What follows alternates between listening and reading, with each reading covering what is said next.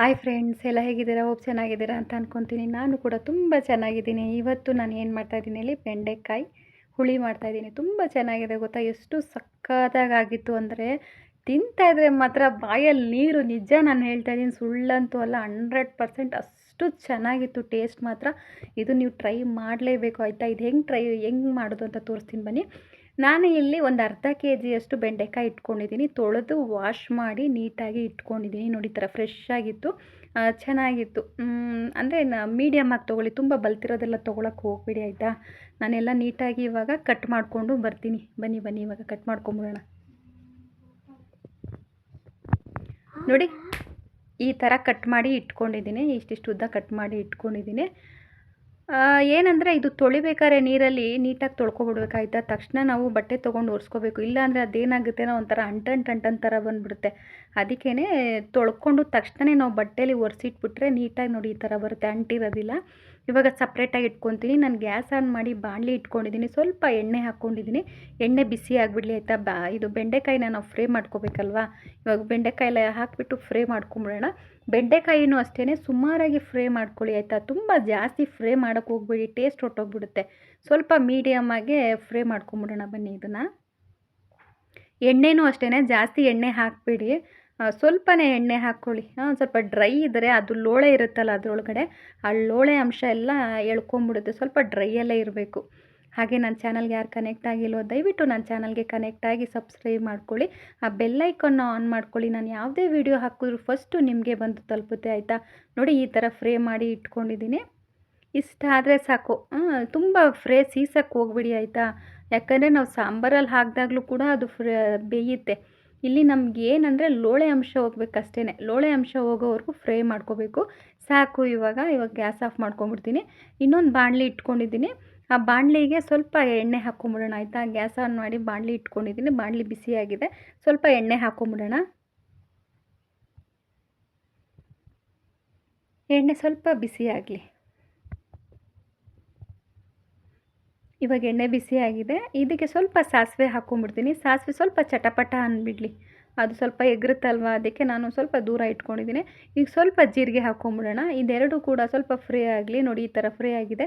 ಇವಾಗ ಇದಕ್ಕೆ ನಾನು ಉದ್ದುದ್ದ ಈರುಳ್ಳಿನ 2 ಈರುಳ್ಳಿ ಕಟ್ ಮಾಡಿ ಇಟ್ಕೊಂಡಿದ್ದೀನಿ. ಸ್ವಲ್ಪ ಕರ್ಬೇವಿನ ಸೊಪ್ಪು ಇಟ್ಕೊಂಡಿದ್ದೀನಿ. ಇದು ಕೂಡ ಹಾಕ್ಕೊಂಬಿಟ್ಟು ಫ್ರೈ ಮಾಡ್ಕೊಂಬಿಡೋಣ. ಇದು ಅಷ್ಟೇ ಮೀಡಿಯಮ್ಮಾಗಿ ಫ್ರೈ ಮಾಡಿ ಆಯಿತಾ. ತುಂಬ ಯಾವುದೇ ಅಷ್ಟೇ ಸಾಂಬಾರುಗಳಿಗೆ ತುಂಬ ಸೀಸಕ್ಕೆ ಹೋಗಬೇಡಿ. ನೋಡಿ, ಇಷ್ಟು ಸಾಕು. ಇನ್ನೊಂದು ಸ್ವಲ್ಪ ಆಗಲಿ. ಇದಕ್ಕೆ ನಾನು ಸ್ವಲ್ಪ ಬೆಳ್ಳುಳ್ಳಿನ ಚಚ್ಚಿ ಹಾಕ್ಕೊತಾ ಇದ್ದೀನಿ, ಸ್ವಲ್ಪ ಟೇಸ್ಟ್ ಬರುತ್ತೆ ಅಂತ ಆಯಿತಾ. ಸ್ವಲ್ಪ ಟೇಸ್ಟ್ ಬರುತ್ತೆ, ಚೆನ್ನಾಗಿರುತ್ತೆ ಅಂತ ಬೆಳ್ಳುಳ್ಳಿನ ನಾನು ಚಚ್ಚಿ ಹಾಕ್ಕೊಂಡಿದ್ದೀನಿ. ಇದು ಫ್ರೈ ಆಗೋಷ್ಟರಲ್ಲಿ ನಾನು ಮಿಕ್ಸಿಗೆ ಹಾಕ್ಕೊಂಬಿಡ್ತೀನಿ ಬನ್ನಿ. ಮಿಕ್ಸಿಗೆ ನಾನು ತೆಂಗಿನಕಾಯಿನ ಉದ್ದುದ್ದ ಕಟ್ ಮಾಡಿ ಇಟ್ಕೊಂಡಿದ್ದೀನಿ. ಒಂದು ಸ್ವಲ್ಪನೇ ಹಾಕ್ಕೊಂಡಿದ್ದೀನಿ ಆಯಿತಾ. ನಾನಿದು ಸ್ವಲ್ಪ ಗ್ರೇವಿ ಥರ ಮಾಡ್ತಾ ಇರೋದ್ರಿಂದ ನಾನು ಸ್ವಲ್ಪ ತೆಂಗಿನಕಾಯಿ ಹಾಕ್ಕೊಂಡಿದ್ದೀನಿ. ಇದಕ್ಕೆ ನಾನು 1.5 ಉಂಡೆಯಷ್ಟು ನಾಟಿ ಟೊಮೊಟೊ ಹಾಕ್ಕೊಂಡಿದ್ದೀನಿ. 1 ಉಂಡೆಯಷ್ಟು ನಾನು ಫಾರಮ್ ಟೊಮೊಟೊ ಹಾಕ್ಕೊಂಡಿದ್ದೀನಿ. ಅದು ಕೂಡ ಹಾಕ್ಕೊಂಡು ರುಬ್ಕೊಂಬಿಡೋಣ. ಸ್ವಲ್ಪ ಚಕ್ಕೆ ಲವಂಗ,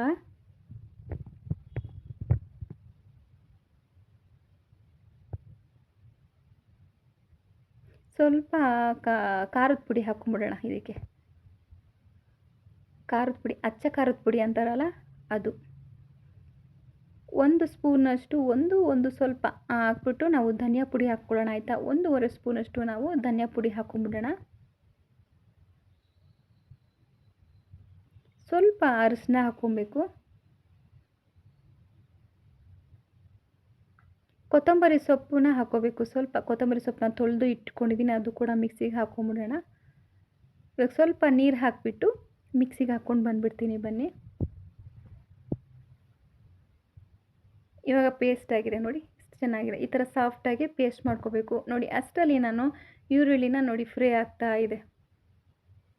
ಇವಾಗ ಮಸಾಲೆನ ಫ್ರೈ ಅಷ್ಟು ಸಾಕು ಆಗಿರೋದು. ಇವಾಗ ಮಸಾಲೆನ ಹಾಕ್ಕೊಂಬಿಡ್ತಾ ಇದ್ದೀನಿ. ಮಿಕ್ಸಿಲಿ ಏನು ರುಬ್ಕೊಂಡಿದ್ದೀನೋ ಆ ಮಸಾಲೆನ ಹಾಕ್ಕೊಂಡು ಫ್ರೈ ಮಾಡ್ಕೊಂಬಿಡೋಣ.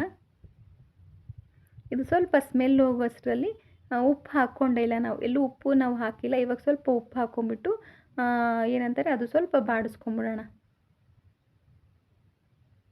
ಸ್ವಲ್ಪ ಬೆಲ್ಲ ಹಾಕ್ಕೊಂಬಿಡೋಣ. ಇದಕ್ಕೆ ಉಪ್ಪು, ಖಾರ, ಹುಳಿ ಎಲ್ಲ ನಿಮ್ಗೆ ಎಷ್ಟು ಬೇಕೋ ಅಷ್ಟು ನೋಡಿಕೊಂಡು ಹಾಕ್ಕೊಳ್ಳಿ ಆಯಿತಾ. ಸ್ವಲ್ಪ ಬೆಲ್ಲ ಬೇಡ ಅನ್ನೋರು ಬೆಲ್ಲನ ಸ್ಕಿಪ್ ಮಾಡಿಬಿಡಿ. ಬೆಲ್ಲನೇ ಮೇನ್ ಇದಕ್ಕೆ ಟೇಸ್ಟ್ ಕೊಡುತ್ತೆ, ಚೆನ್ನಾಗಿರುತ್ತೆ ಟೇಸ್ಟು. ಒಂಥರ ಹುಳಿ ಹುಳಿ ಸಿಹಿ ಸಿಹಿ ಥರ ಇರುತ್ತೆ, ತುಂಬ ಚೆನ್ನಾಗಿರುತ್ತೆ ಆಯಿತಾ. ಇದಕ್ಕೆ ಸ್ವಲ್ಪ ನೀರು ಹಾಕ್ಕೊಳ್ಳೋಣ, ಅದು ಸ್ವಲ್ಪ ಮಸಾಲೆ ಎಲ್ಲ ಬೇಯಬೇಕು. ಬೆಂಡೆಕಾಯಿನ ನಾವು ಅರ್ಧ ಫ್ರೈ ಮಾಡಿರ್ತೀವಲ್ವ, ಅದು ಸ್ವಲ್ಪ ಇಲ್ಲಿ ನಾವು ಬೇಯಬೇಕಾಗಿರೋದ್ರಿಂದ ಸ್ವಲ್ಪ ನೀರು ಹಾಕ್ಕೊಂಡು ಕುದಿಸ್ಕೊಂಬಿಡೋಣ. ನೋಡಿ ಇಷ್ಟಾದರೆ ಸಾಕು. ಇವಾಗ ನಾನು ಬೆಂಡೆಕಾಯಿ ಏನು ಮೀಡಿಯಮಾಗಿ ಫ್ರೈ ಮಾಡ್ಕೊಂಡಿದ್ದೀನೋ ಅದನ್ನು ಹಾಕ್ಕೊಂಬಿಡ್ತೀನಿ. ಇದೊಂದು ಕುದಿ ಬಂದರೆ ಸಾಕು. ಒಂದು ಕೂದಿಲೇ ಬೆಂಡೆಕಾಯಿ ಬೆಂದ್ಕೊಂಬಿಡುತ್ತೆ. ಅದು ಸ್ವಲ್ಪ ಮೀಡಿಯಮಾಗೆ ಬೇಯಬೇಕು. ತುಂಬ ಬೆಂದ್ಬಿಟ್ರೆ ಏನಾಗುತ್ತೆ ಗೊತ್ತಾ, ತುಂಬ ಸಾಫ್ಟ್ ಕಿಚಿ ಕಿಚಿ ಕಿಚಿ ಅಂತ ಇರುತ್ತೆ. ನೋಡಿ ಎಷ್ಟು ಚೆನ್ನಾಗಾಗಿದೆ ಅಲ್ವಾ. ತುಂಬ ಚೆನ್ನಾಗಿತ್ತು. ಉಪ್ಪು ಖಾರ ಹುಳಿ ಎಲ್ಲ ತುಂಬ ಚೆನ್ನಾಗಿತ್ತು. ನೀವು ಕೂಡ ಟ್ರೈ ಮಾಡಲೇಬೇಕು ಆಯಿತಾ. ಟ್ರೈ ಮಾಡಿಬಿಟ್ಟು ಹೇಗಿತ್ತು ಅಂತ ಹೇಳಿ ಆಯಿತಾ. ಹಾಗೆ ನನ್ನ ಚಾನಲ್ಗೆ ಇಷ್ಟೋ ತನಕ ನೋಡಿ ಈ ವಿಡಿಯೋ ನೋಡಿದ್ದಕ್ಕೆ ಥ್ಯಾಂಕ್ ಯು ವೆರಿ ಮಚ್. ಹೀಗೆ ಸಪೋರ್ಟ್ ಮಾಡ್ತಾಯಿರಿ. ಈ ಒಂದು ಗ್ರೇವಿ ಅಂತೂ ಚಪಾತಿಗೆ, ಅನ್ನಕ್ಕೆ ತುಂಬ ಚೆನ್ನಾಗಿರುತ್ತೆ, ಅಲ್ಟಿಮೇಟಾಗಿರುತ್ತೆ. ನೀವು ಕೂಡ ಒಂದ್ಸರಿ ಟ್ರೈ ಮಾಡಿ ಹೇಗೆ ಬಂತು ಅಂತ ನನಗೊಂದು ಕಮೆಂಟ್ ಬಾಕ್ಸಲ್ಲಿ ಕಮೆಂಟ್ ಹಾಕಿ ಆಯಿತಾ. ಇಷ್ಟೋ ತನಕ ವಿಡಿಯೋ ನೋಡಿದ್ದಕ್ಕೆ thank you very much. Bye bye.